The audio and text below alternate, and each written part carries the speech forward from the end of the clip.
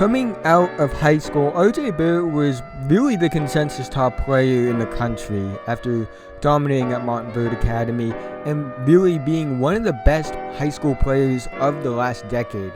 He would end up playing his college ball at Duke. He would win the Jerry West Award, was a consensus All-American. He would go third overall in the 2019 NBA draft to the New York Knicks. Now, entering the league, I thought RJ Barrett was going to have a roller coaster rookie year, but oh my god, and it's almost like exactly how I thought it was going to go. I'm not going to lie. You see, RJ Barrett in his rookie year so far is averaging 13.7 points a game, 5.1 rebounds a game, 2.4 assists per game, shooting 38.9% from the field, 30.7% from 3, and 42.9% effective field goal percentage, and 60% from the line. And with him, it's very up and down. So the first 4 games of the season, he averages 20.5 points a game, 7.5 rebounds a game, 3.5 assists a game, and he's shooting really well from the field. He's shooting 49%. Okay. Then from his 5th game to his 10th game, he averages just 12 points per game, 5 rebounds a game, 4 assists per game on 32% shooting from the field and shooting 25% from 3. And then he has another stretch. He has a good game against the Chicago Bulls. And then he has a bad game against the New York Knicks. Then he has a good game against the Charlotte Hornets. Then he has an inefficient but solid game against the Cavs. Then has a bad game against the 76ers. Then has another solid, efficient game against the Spurs. Then he has a really bad game against the Raptors where he shoots 29% from the field. Then he has a really good game against the Philadelphia 76ers where he shoots 60% from the field. Then has another bad game against the Boston Celtics where he shoots 30% from the field. And I watched that game live, and so I know about that. Then he goes 0 for 9 from the field against the Bucks. Has an okay game against the Denver Nuggets. Another inefficient under 40% from the field game against the Pacers.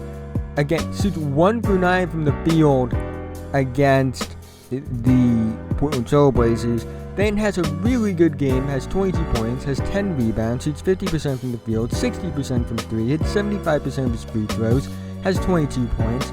Again, plays really well against Golden State.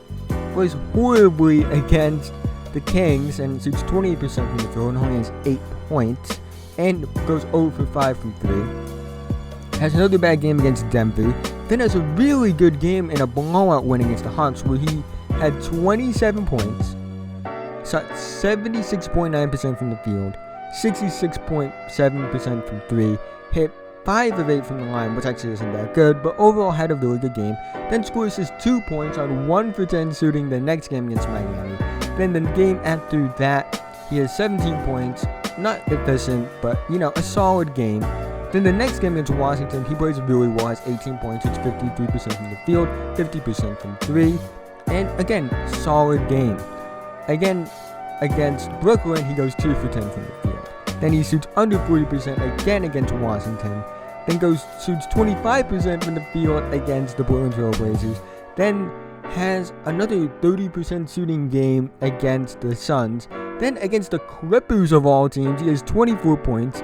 He has 6 rebounds. And he plays really well. 63% from the field, 50% from 3. Goes 81.8% from the line and 11 attempts, so again, really good. Has a solid game against the Lakers, has 19 points, 5 rebounds, shoots solid from the field. Against the Jazz, and he goes 30%. And then against the Pelicans, he shoots 30%. Then against Miami, he has a good game, has 23 points, has 5 rebounds, has 3 assists, has a 70% field goal percentage, has a good free throw percentage, and takes 10 attempts. And then he has a good game against the Milwaukee Bucks, 22 points, 8 rebounds, 3 assists. Not great from the field, but really good from 3. And then shoots 5 or 6 from the line. And then, bad game against the Orlando Magic. He missed a bunch of games with an injury. 3 points on 1 of 8 shooting against the Detroit Pistons, 2 of 6 from the field against the Hawks. Then, not good against the Wizards again, 16 points, but 31% from the field. Solid against the Pacers, had 17 points on 42% from the field. Had a good game against the Houston Rockets, shot 47% from the field, shot 2 for 5 from 3, which is 40%. Missed free throws, but 6 rebounds, 3 assists, solid. Has a bad game against the Charlotte Hornets again, 2 for 11 from the field, 18% from the field basically. Not a good game at all. And then he has an okay game against the Sixers, with it lose by 9, but he did have I believe a career high in assists. Now the thing that is weird to me is his free throw shooting, 60% from the free throw line. But weirdly enough, the weird trend I'm noticing with him from the free throw line is the more attempts he gets, more he makes. 13 attempts he makes 8. 11 attempts he makes 9. 10 attempts he makes 8. But the less attempts he's taking, the less he it seems that he's making them, but he's a lot more inconsistent. Now this has more to do with the fact that he doesn't get to the line a lot. He has, on average, really he only takes about, I want to say, probably 2 or 3 a game. I had the stats in front of me, so I should be able to say that. He takes 4 a game, shoots 60%. That's more of a production of, if you take more, you will make more situation, in my opinion, with RJ Barrett. But at the same time, it is a problem. And the thing is with RJ, is you see the talent. I saw it at Duke. I saw it in high school. And it's not getting a chance to flourish as much as you probably could. New York isn't the best situation for him. You guys like Randall. You had guys like Marcus Morris and just ball stoppers. There is one thing that is a bit concerning to me. He does average more points in losses than he does in wins, which means, but again, that's just more of a product of the Knicks. I thought his assist numbers would be better than they are, honestly, because you just expect him. He always has a good awareness as a passer. Doesn't always make the right pass. Has good accuracy. Just doesn't have the vision. But I expected probably closer to maybe 4 or 5 assists from him at this year. But he's closer really to 2.4. He's an interesting player to me. He's okay. The thing is, like, again, talent, you see it, but it's just like these roller coaster of emotions when you watch him play. He's all over the place. He significantly shoots better from the field at home than on the road. He significantly is just a player that you see the talent, but you don't see the production. It's just so significant to me as when I watch him play. I think RJ Barrett has talent. I really do. I've seen it in high school. He's one of the best high school players I've ever seen. And, at Montverde Academy, he was really special. You see the slashing ability. You see the talent. You see the motivation. You see that he wants to be great, but it's consistency that's holding him back. And it's weird to say that he's holding himself back, but it's not completely his fault that he's holding himself back. Because inconsistency are just things that, they happen with young players. You don't expect young players to shoot well from the field. You don't expect them, necessarily to be these great players right away. And, there are games. Like, I remember at the beginning of the season, I watched RJ Barrett play against the Boston Celtics. RJ Barrett looked like the best player on the Knicks. I watched him play Boston again. He looked actually pretty solid despite shooting 29% from the field. But again, he looked really much like I saw a lot of potential. And then I watched him play again like a few months later, and he looked horrible.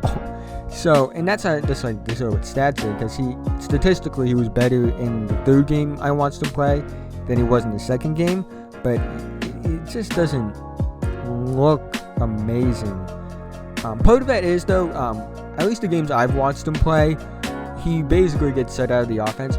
Like, the first game I watched him play, I was screaming at my TV because there were like 8 times he had a complete size mismatch on Carson Edwards, who's a small point guard, and Kemba Walker, who was 6'1". And they didn't even look his way. He basically stood in the corner. Like, that is a missed opportunity. You let him go to work and you let him, take advantage. I don't think Julius Randle's helping with that situation at all, honestly. He seems to be a ball stopper in a way. So there is that with him. But what do I think RJ Barrett can be? I don't know necessarily. I'm hoping this isn't a situation that I've seen with so many players. So many players like Harrison Barnes, like Malik Monk, even to an extent. Guys like, trying to think of names of players. Dion Waiters maybe, where it's like you clearly see the talent that they have, but the talent isn't allowed to flourish necessarily. And you don't end up being the player that you expect to be because your situation has hurt you that much and has completely stunted your development. I hope that doesn't happen for RJ. Seems like a really nice guy, has a high motor. I love his character. I love his motivation. I love his drive. I love how he wants to be great. But when I watch him play, it's just you see these inconsistencies. Some of it's on him. He does struggle a little bit from tunnel vision. But when I watch him play a lot, some of it also has to do with the fact that he is on the Knicks. And, maybe they should be giving him the ball probably more than they do. Honestly.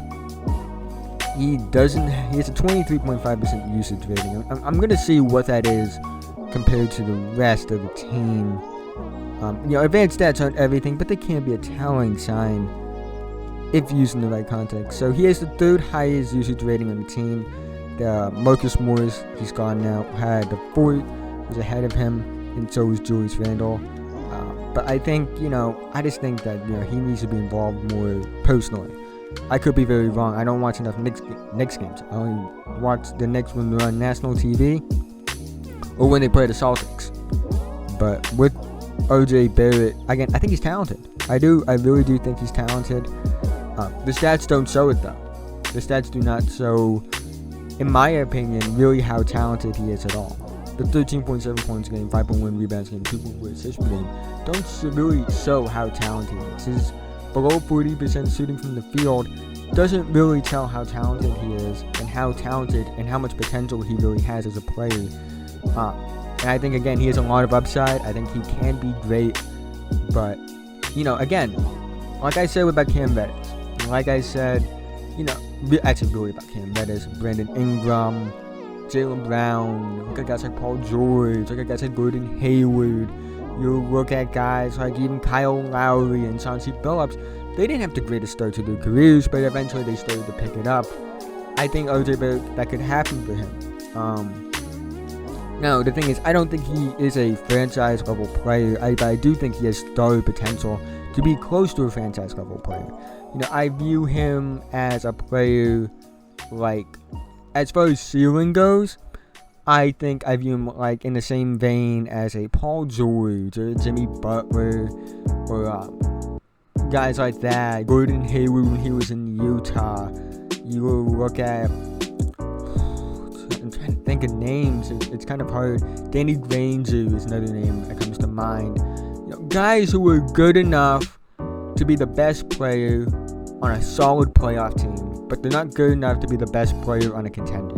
Guys like that. I think that's what RJ Barrett's ceiling as a player is. Guys, he's good enough to get you to, I think, at a ceiling, a top 3 seed. So like a 3rd seed in the Eastern Conference. But I don't think he's good enough to be like the main guy on a team that you would put in the category like with teams like, Milwaukee, or maybe even a Boston or Toronto, or like look at teams out west like Houston, teams that have like these championship pedigree and championship aspirations. I don't think he can be the best player in those teams, but you'll get teams like Orlando, you get teams like Chicago, you get teams like that where it's like, yeah, maybe he wouldn't, like right now he wouldn't be the best player on a team, but like his ceiling is he could be the best player on teams like that and lead them to being a upper echelon level seeded team in the, Eastern Conference. I think that's what his ceiling is as a player. I don't think he has superstar potential, but I think he has star potential. That's basically what I'm trying to say. But with that being said, if you enjoyed the video, please feel free to like and subscribe. I make videos like this. I talk about the NBA all the time, college, high school, you name it, I'll probably do it. With that being said, have a nice day.